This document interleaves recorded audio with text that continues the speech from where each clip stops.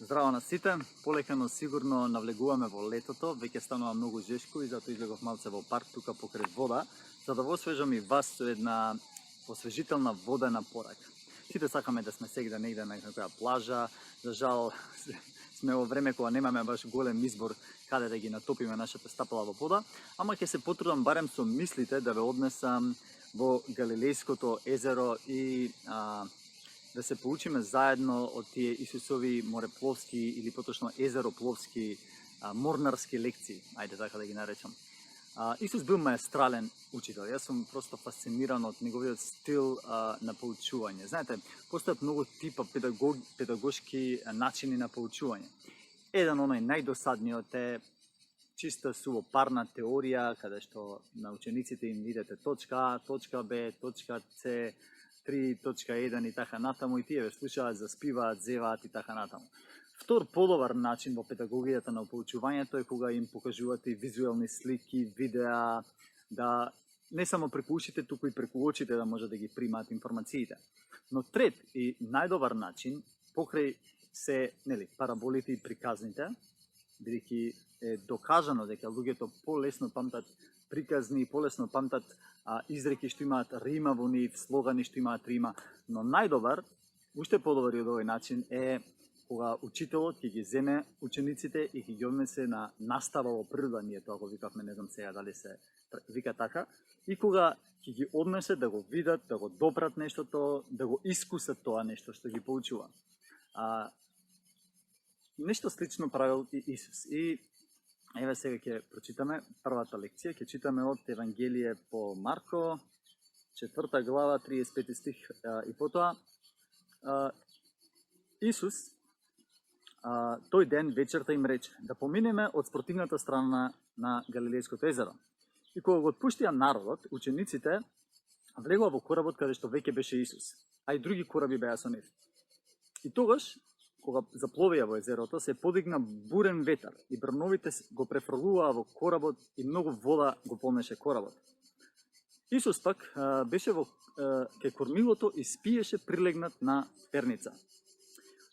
Учениците збунети, целата вода влага, они се мачат да преживеат и го гледаат Исус учителот како спие и одат кај него, го тресат по главата и му викаат: учителе, зар не ти е грижа дека загинуваме?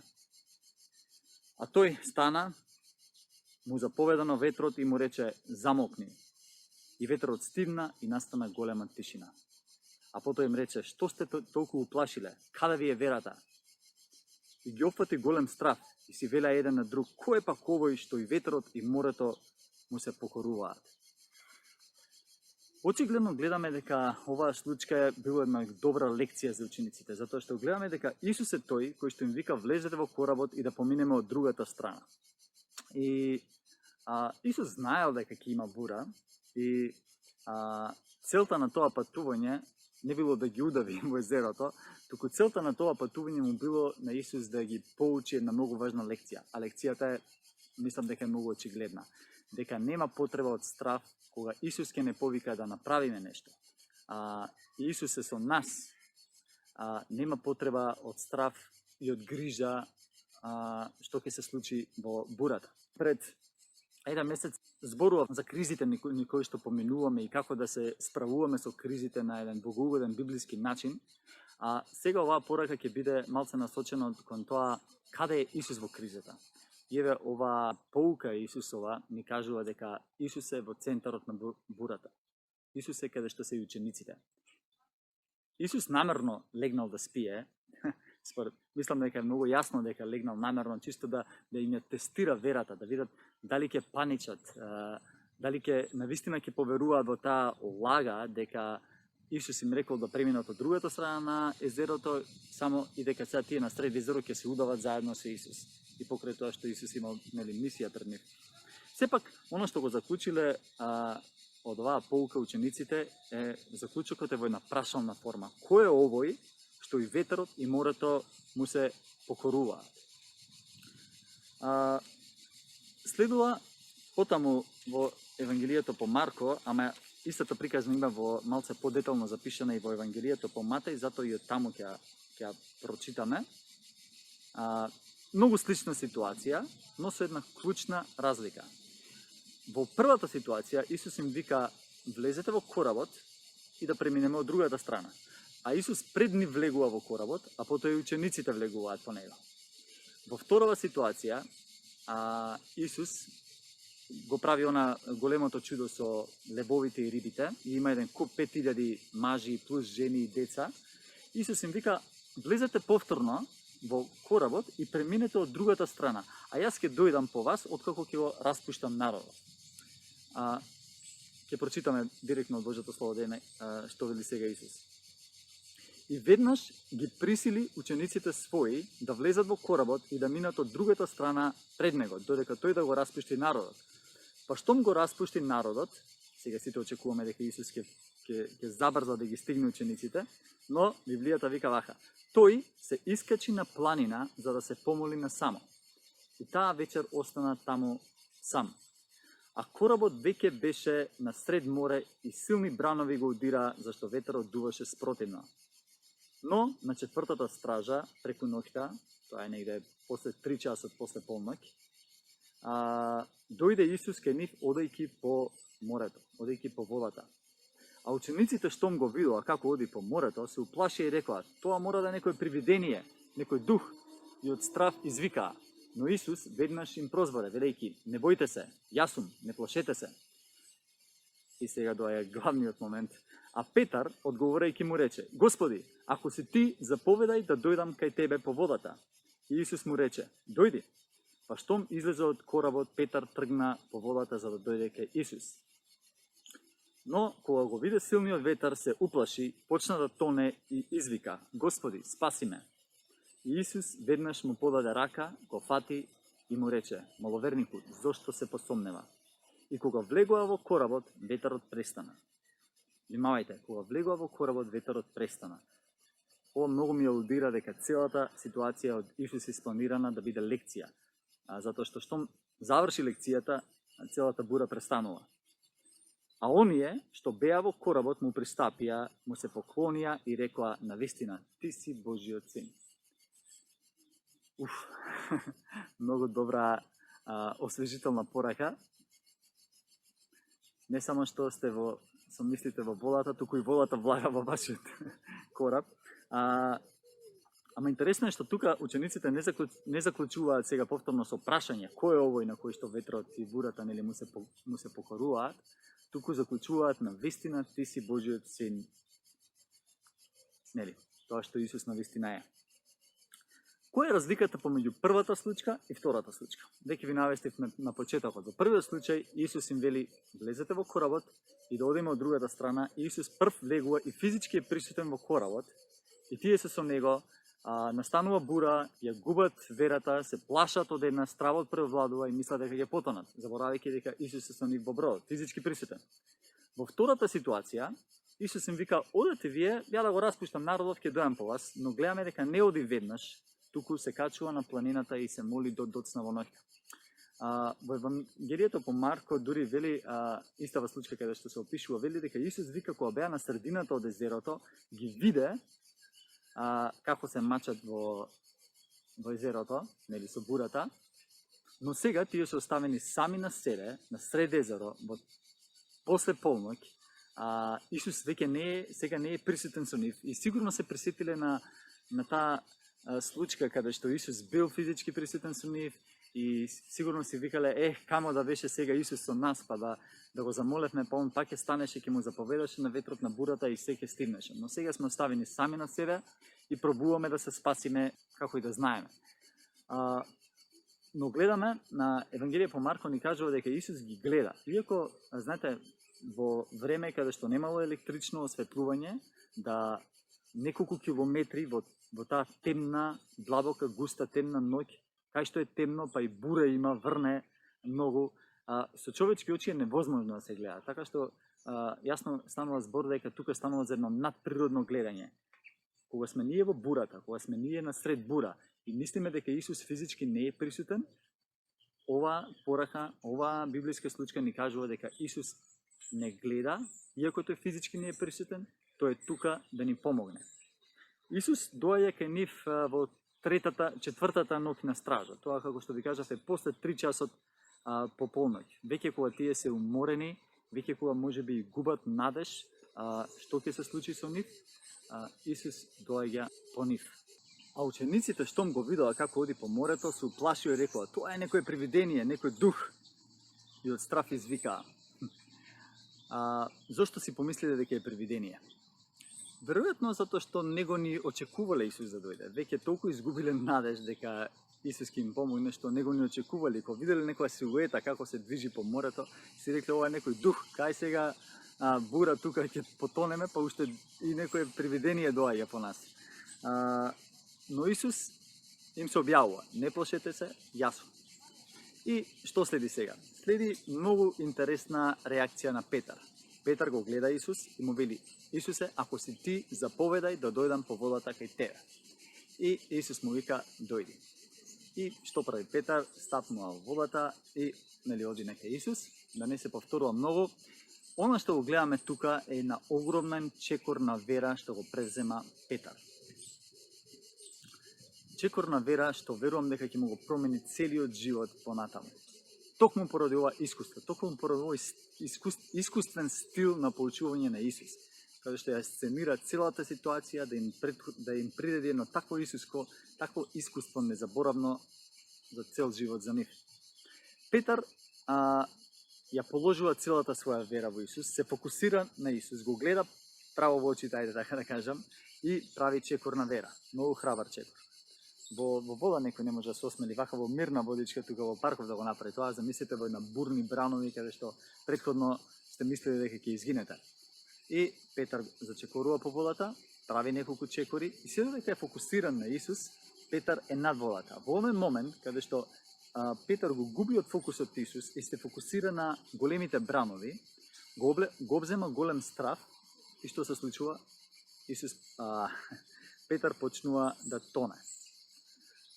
Дали ова е пад, дали ова е неуспехот на Петар? Знаете, Петар имал многу падови, Петар имал многу киксови во неговата кариера, и така да наречам, но тоа не го дефинира Петар како еден неуспешен Христов ученик. И ние, јас и ти, имаме многу падови, киксови во животот, но тоа не дефинира како неуспешни.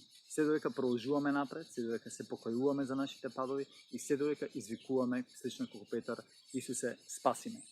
И Петар почнал да тоне, но не потонал, затоа што веднаш се обратил кон Исус, ја подигна раката и му рекол: Исусе, спаси ме. И тоа е добар знак за нас. Ние некогаш нема секој пат да бидеме супер верници. Ќе има моменти каде што ќе веруваме на Господ, ќе му веруваме на Исус, но ќе има моменти каде што ќе се посомневаме, каде што наместо на Исус ќе се фокусираме на бурите, на кризите, на грижите во нашиот живот, и тоа е моментот кога ние ќе почнеме да тонеме.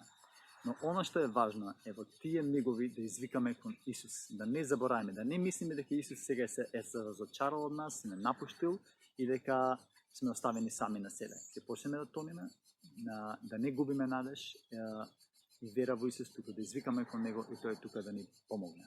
И сега се поставува прашањето: зошто Петар сакал да изчекори во водата? Дали Петар сакал да се направи фрајер пред другите ученици, како тој може да чекори по вода? Дека тој е толку храбар што превзема силни авантуристички ризици.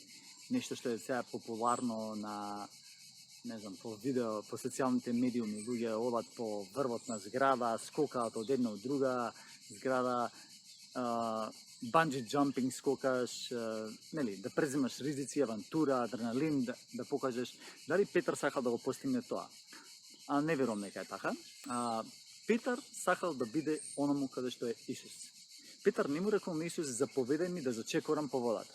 Заповедај ми да направам некој надприродно чудо. Петар му рекол на Исус: заповедај ми да дојдам кај тебе. Чекај поточно да како пишува. Господи, ако си ти, заповедај ми да дојдам кај тебе по водата. Петар сакал да биде онаму каде што е Исус. Исус бил во водата, а не во бродот. Тука се поставува едно поголемо прашање. Што представува бродот? Што представува твојот? Што представува мојот брод? Бродот во оваа илустрација, во оваа случка, представува една комфортна зона, каде што сите апостоли си седеле, таа комфортна зона пробувала водата да ни ја наруши со незиното влагање во нејзе преку брановите и преку дождот, но они си ја сакале да си ја спасат, да ја вадат водата таму. И веднаш се појавува Исус, кој што храбро, цврсто гази над водата, и само Петар тој што посакува да отиде кај Исус, зачекори и тој над водата. Претпоставам сите останати сакале да си седат комфортно во своето бродче. Да направиме една аналогија тука. Кој е нашето бродче во нашиот живот? Дали има моменти во нашиот живот кога Бог не повикал да исчекориме од бродот,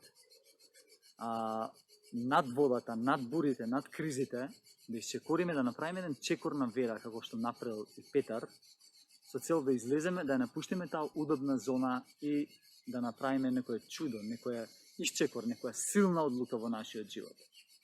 Знаете, за некого брод може да биде кариерата.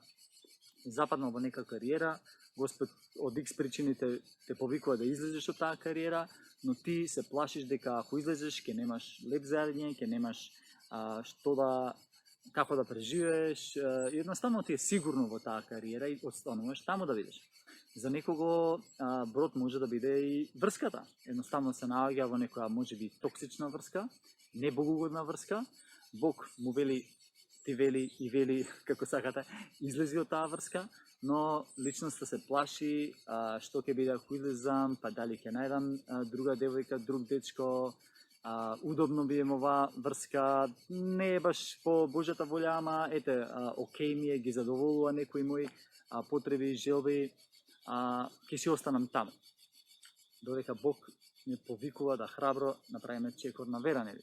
За некој може да е бродче и некој порок, не знам, алкохол, цигари, марихуана, едноставно кога му е тешко, си фаќа шишето, ќе се напие, ќе заборави за кратко на маките и едноставно ужива. И сега тоа е токсично по неговото здравје, Господ му вика престани со тој порок, не мора таму да наоѓаш утеха, има и други начини каде што можеш да се охрабриш, да се орасположиш, но тој што е во бродот, таа што е во бродот, не го гледа тоа, едноставно си вели, ова ми е сигурно, ова ми е испробано, неколку месеци, години јас си пијам од ова ракија, од овој алкохол, и тука си го наоѓам својот мир.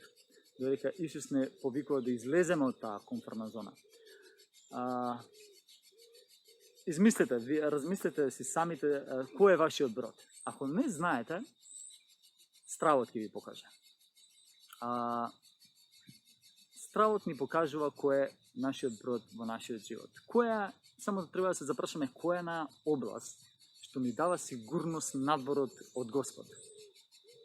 Нашата сигурност во овој 2020 свет, ако може така да наречеме, единствено може да најдеме во Господ. Пандемија имало, избори, утре ќе има, едни ќе победат други, кризи, болести, пожари, закани од војни, се ќе донесе 2020. И 2021 нема да биде поарно. И 2022 и така натаму.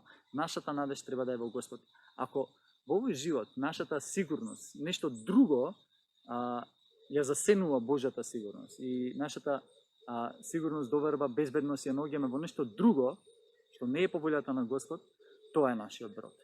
Тоа е бродот од каде што Исус не повикува како што го повикал и Петар да излеземе. На нас останува дали ќе го направиме тој чекор на вера и ќе излеземе од бродот, или пак ќе си седиме во бродот. Веруете, и да останете во бродот, и тоа е избор. И нерешителноста е избор. И одложувањето на одлуките, и тоа е избор. Избор заради кој што ние ќе си ги сносиме и нашите последици. Од оваа случка мислам дека Петар многу добре ја долови лекцијата. Тој чекор што го направи, првиот чекор, првото стапнување во водата, мислам дека ќе му биде незаборавниот чекор до крајот на неговиот живот. И не само за него, дури и за останатите ученици кои што беа поучени преку ова искуство. Искуство со адреналин, со многу емоции, но на крај завршува славно и тие го препознаваат Исус како Синот Божи. Уште една лекција и ќе завршиме, што сакам да ја спомнам тука е да ги споредам тие две лекции, Исусови морнарски лекции. Во првата случка Исус се наоѓа во бродот, ама спие. Учениците се испаничени, уплашени дека ќе потонат само затоа што Исус спие, Но Исус им дава лекција дека дури и тоа што спие, тоа не значи дека тие се оставени на милост и немилост, туку тој е тука и им помага, ја стигнува бурата. Пошто ја научи оваа лекција, сега следеше малце потешка, по-адванс лекција.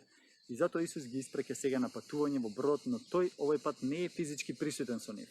Не е физички присутен, они фрикаат пак, се плашат, паничат, мислат дека ќе умрат. Исус доаѓа по водата, надприродно доаѓа и ги спасува.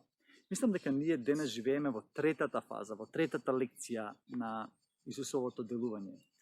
Исус сега не е физички со нас, не е во нашиот брод физички барем, не го гледаме. Не го гледаме никако спија, ама не го гледаме ни физички. И кога се наоѓаме во криза, ретко кој од нас ќе доживее баш Исус да дојде по водата и физички да го видиме. Затоа велам дека од овие две лекции ние треба да се поучиме и сега сме во третата адвенс лекција, каде што Исус не е ниту во нашиот брод физички, ниту физички, најверојатно физички нема да го видиме, но овие две лекции се доволни за нас да знаеме дека Исус, иако физички не го гледаме, тој не гледа нас, тој е во центарот на бурата, тој не повикува да исчекориме надвор од бродот, не е по секоја цена да не се правиме некои си, не знам, супер верници во типот на да скокаме се од зграда и да веруваме дека Исус ќе не пречека доле или да одиме, да пробаме да одиме по вода и да се удавиме.